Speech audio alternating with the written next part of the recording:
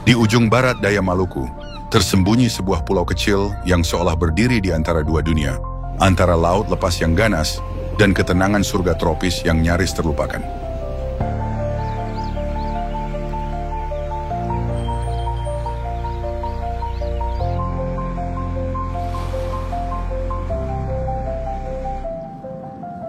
Inilah Pulau Leti, bagian dari gugusan Kepulauan Maluku Barat Daya, tempat di mana waktu seolah berjalan lebih lambat dan kisah-kisah lama yang masih berbisik di antara batu karang dan ombak laut Banda.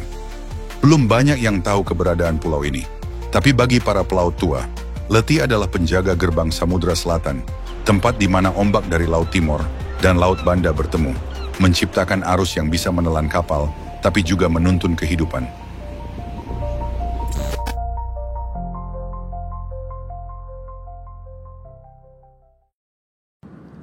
Untuk mencapai Pulau Leti, kita harus menempuh perjalanan laut berjam-jam, melintasi Laut Banda. Tak ada bandara, tak ada kapal cepat, hanya kapal perintis yang datang beberapa kali sebulan. Dan setiap kali berlayar, kalian tahu, kita sedang menuju tempat yang benar-benar jauh dari dunia modern.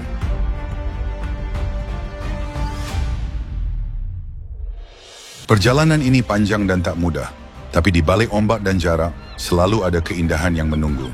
Let's see what's hidden at the edge of Indonesia. Dan akhirnya, inilah Pulau Leti, salah satu pulau terluar Indonesia, tempat di mana Laut Biru bertemu dengan kehidupan yang tenang. Di sini, waktu seolah berjalan lebih lambat, dan setiap senyum warga adalah sambutan hangat dari perbatasan negeri.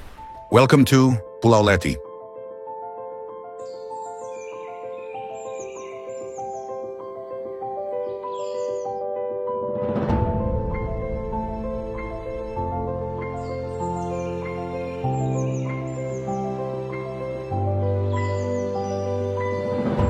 Lihat, ini adalah dermaga utama di Pulau Leti. Tak besar, tapi bagi masyarakat di sini, dermaga ini adalah penghubung antar dunia luar. Semua barang, kebutuhan pokok, bahkan cerita, masuk dan keluar dari sini. Secara geografis, Pulau Leti terletak di perairan Laut Timor, bagian dari Kabupaten Maluku Barat Daya, Provinsi Maluku. Dengan luas hanya sekitar 91,25 km persegi, yang dihuni kurang lebih sekitar 8.767 jiwa. Masyarakat Leti hidup sederhana, peternak, berkebun, nelayan, menenun dan menjaga kebersamaan gotong royong. Tapi tahukah kamu, di sini mereka menggunakan bahasanya sendiri dalam komunikasi sehari-hari, maupun dalam acara tradisi dan upacara adat, yaitu bahasa Leti. Bayangkan, bahasa yang cuma dituturkan di satu pulau kecil di dunia ini.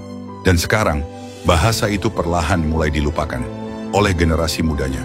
Tapi disinilah keindahannya. Kita masih bisa mendengarnya hidup di setiap tawa dan cerita warganya. Di ujung Indonesia ini, saya belajar satu hal, bahwa keindahan tak selalu ada di tempat ramai. Kadang, keindahan bersembunyi di tempat sunyi, menunggu untuk ditemukan.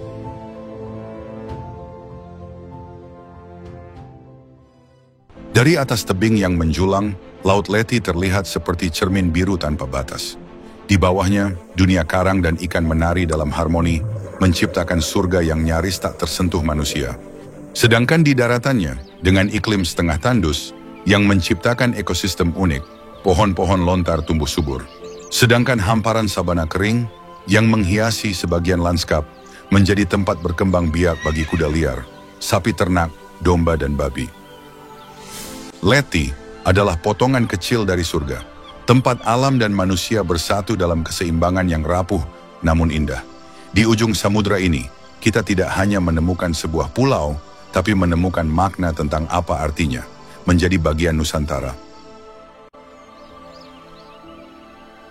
Leti bukan hanya sekedar pulau kecil di peta Indonesia, tapi benteng hidup yang menjaga batas dan martabat Indonesia. Jika kamu melihat peta Indonesia dari atas, Pulau Leti akan tampak kecil, bahkan mungkin tak terlihat jelas, tapi di laut luas, yang memisahkannya dari Timor Leste dan Australia.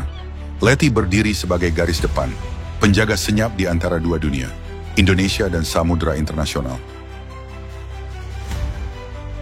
Di sini kata perbatasan bukan sekadar garis di peta. Ia adalah kehidupan sehari-hari. Di laut yang sama tempat mereka mencari ikan, nelayan sering berhadapan dengan kapal asing, arus lintas batas, dan ombak besar yang tak mengenal negara. Namun menjadi penjaga batas juga berarti hidup dalam kesunyian. Listrik yang tiba-tiba padam, sinyal yang tiba-tiba lemah, dan kapal logistik yang tak pasti datangnya. Di sini, kemerdekaan terasa sangat nyata, tapi juga rapuh. Letih menjaga kedaulatan bangsa, tapi siapa yang menjaga Letih? Meski jauh dari pusat, Letih bukan tanpa penjaga. Di sini, aparat TNI, nelayan, dan bahkan warga lokal saling bahu-membahu menjaga batas. Mereka tak menunggu bantuan datang dari kota besar. Mereka adalah benteng hidup itu sendiri. Benteng dari rasa cinta terhadap tanah air.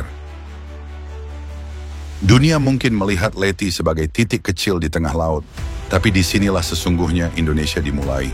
Bukan dari gedung-gedung tinggi, tapi dari perahu kecil yang menantang ombak, dari tangan-tangan warga yang tetap bertahan, agar merah putih tetap berkibar di ujung negeri. Letih bukan sekadar perbatasan, ia adalah pengingat bahwa Indonesia bukan hanya tentang kota besar dan kemajuan, tapi tentang pulau-pulau kecil yang diam-diam menjaga keutuhan kita semua. Selama Letih masih ada, Indonesia akan tetap utuh, berdiri, dan berdaulat. Di setiap ujung negeri, ada pulau kecil yang menjaga Indonesia tetap besar, dan Letih adalah salah satunya. Ketika dunia terus berlari mengejar masa depan, Letih tetap berdiri, menjaga waktu, menjaga tradisi, dan menjaga jati diri Indonesia yang sesungguhnya.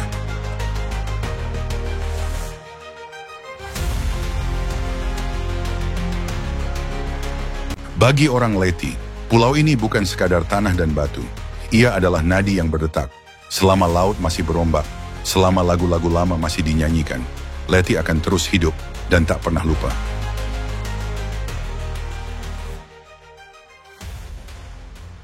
Letih mungkin kecil, tapi dari pulau kecil ini, dunia bisa belajar arti besar dari kata menjaga. Menjaga laut, menjaga budaya, menjaga identitas. Karena di ujung negeri ini, tersimpan cermin tentang siapa kita sesungguhnya. Pulau Letih bukan hanya titik di peta, ia adalah kisah tentang ingatan, ketahanan, dan cinta terhadap tanah air. Untuk dukungan Anda terhadap channel ini, bisa dengan cara like, share, dan subscribe.